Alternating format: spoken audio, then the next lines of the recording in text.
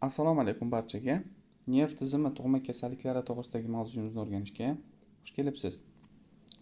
Nerv tizimi embrional davrda nerv naydan rivojlanadi. Nerv naydan atrofda suyaklar va orasida markaziy nerv tizimi, bosh miya, orqa miya hosil bo'ladi.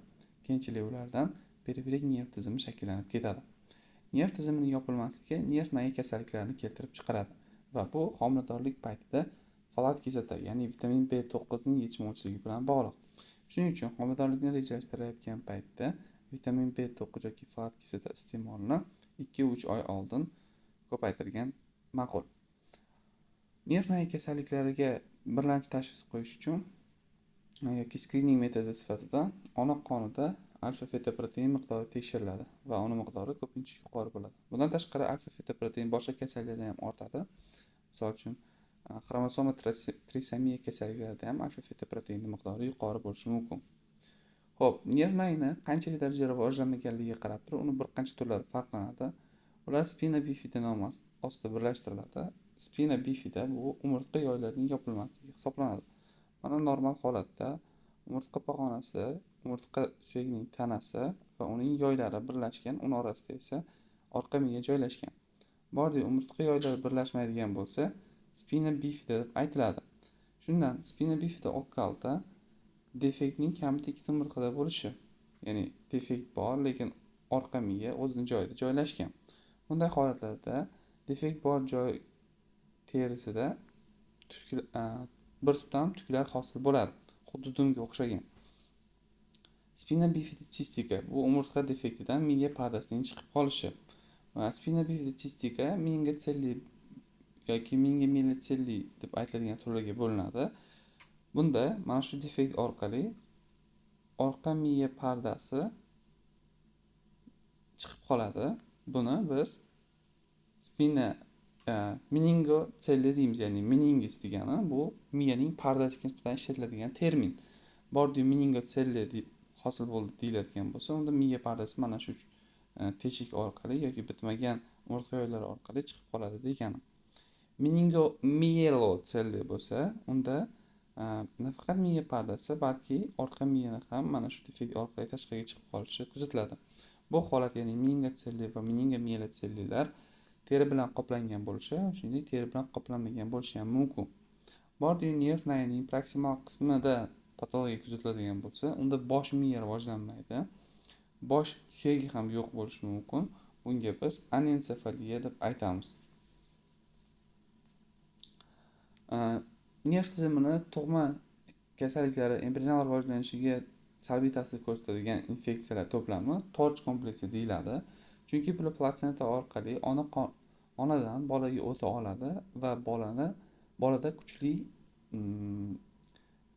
embrional ortda qolish belgilarini rivojlantiradi. Torch infeksiyalari mana shu torch so'zini bosh harflaridan tashkil topadigan infeksiyalar bo'lib, TO bu taksoplazmaga to'g'ri keladi, R rubella yoki qizilcha, qizamiqqa to'g'ri keladi, C sitomegalovirus, H esa herpes simplexus, shuningdek HIV, gepatit B bo'lishi mumkin. Klinikasi ularniki ko'pincha o'xshash bo'ladi. Bir-biridan farqlaydigan jihatlari bor, lekin bu to'g'risida mikrobiologiya darslarida gaplashib o'tamiz. Klinikasi demak nerv tizimi tomonidan mikrosefaliya, bosh miya qutisining kichkina bo'lishi, xorioretinit, markaziy nerv sistemasida kalsifikatsiyani paydo bo'lishi, sababi yallig'langan joylar yallig'lanish bitib borayotgan paytda kalsiyning o'tirib qolishi bilan yakunlanadi va bu kalsifikatsiya sifatida namoyon bo'ladi. Petexial toshma terida mayda-mayda ko'zga tashlanadigan toshmalar paydo bo'ladi. Gepatosplenomegalia, ya'ni jigar va taloq kattalashadi hamda trombitsitopeniya holatlari kuzatilishi mumkin. Va bu belgilarning ko'pi barcha torch infeksiyalari uchun xos hisoblanadi. Gidrotsefaliya bu bosh miyani, umuman cerebrospinal suyuqlikni miqdorini ortishiga ishlatiladigan tushuncha. Buning uchun, ya'ni gidrotsefaliyani bilib olish uchun nimaligini, orqa miya va bosh miyaning ichida suyuqliklar qanday hosil bo'ladi va u qanday sirkulyatsiya qiladi degan savolga javob bera olamiz. Demak, bosh miyani agar biz yarim sharni quyidagi ko'rinishda chizadigan bo'lsak, unda lateral qorincha bo'ladi. Lateral qorincha uchinchi qorincha bilan birlashadi, uchinchi qorincha esa keyin to'rtinchi qorincha bilan birlashadi. Bu bosh miyani ichidagi qorinchalar tizimi. Va endi to'rtinchi qorinchadan subarachnoidal bo'shliqqa orqa miya suyuqligi o'tib ketadi va maxsus granulyatsiyalar, arachnoid granulyatsiyalar orqali supraarachnoidal bo'shliqdagi suyuqlik vena qon tomirlariga so'rilib, yugulyar venalar orqali vena tizimiga qo'shilib ketadi. Cerebrospinal suyuqlik o'zi lateral qorinchalarda va uchinchi qorincha tomida joylashgan maxsus kapillyarlar tizimidan hosil bo'ladi. Shu yerdan plazma filtrlanib orqa miya suyuqligini hosil qiladi. Orqa miya suyuqligi bir kunda hosil bo'lib 5-6 marta resirkulyatsiya, ya'ni yana vena tizimiga qo'shilib ketadi.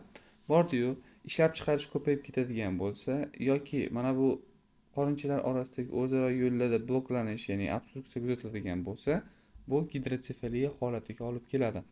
Ya'ni qorinchalar kattalashib ketadi. Demak, ikki xil mexanizm asosida gidrotsefaliya yuzaga kelishi mumkin ekan. Bu ishlab chiqarishning ortishi, ikkinchisi esa reabsorpsiyaning bloklanishi. Shuningdek, soxta gidrotsefaliya deb aytiladigan holat ham mavjud. Unga ko'ra rentgenologik tekshiruv o'tkazilganda qorinchalar kengaygani ko'rinadi, lekin uni kengayishiga sabab miya to'qimasining atrofiyasi hisoblanadi. Ya'ni yolg'ontak ham gidrotsefaliya holati. Gidrotsefaliya yana ichki gidrotsefaliya yoki tashqi gidrotsefaliyaga bo'linadi.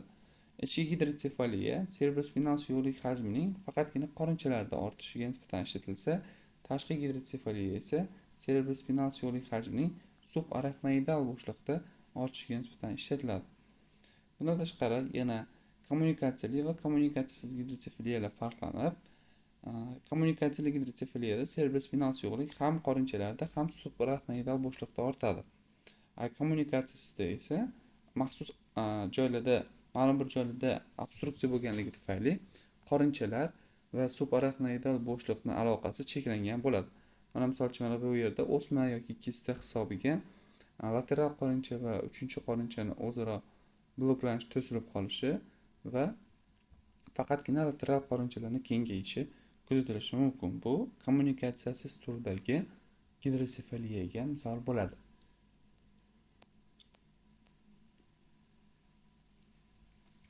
Arnold-Chiari malformatsiyasi.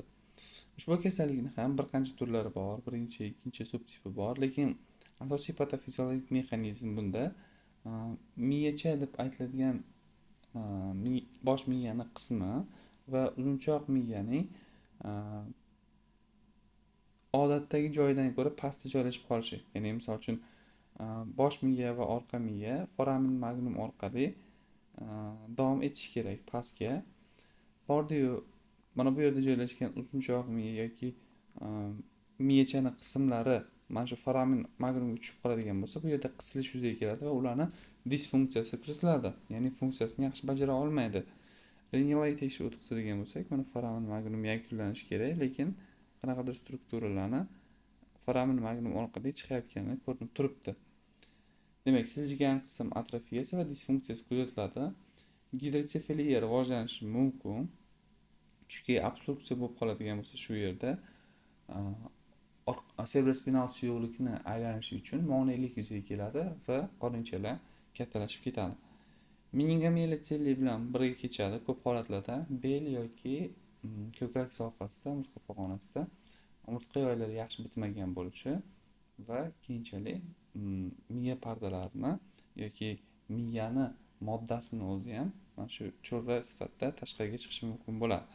Bundan tashqari Chiari 1 malformatsiyasida siringomiyeliya deb aytiladigan bo'yin qismida o'zgarish kuzatiladi. Bu to'g'risida keyingi darslarda gaplashib o'tamiz. Qadoqsimon tana agenezi. Ushbu kasallik qadoqsimon tana deb aytiladigan strukturani embrional rivojlanish mobaynida rivojlanmasligi bilan aniqlanadi. Xo'p, o'zi bosh miya yarim sharlari bir-biri bilan birlashtirib turilishi kerak. Mana shu birlashtirib turadigan strukturaga qadoqsimon tana yoki korpus kalliozum deyiladi.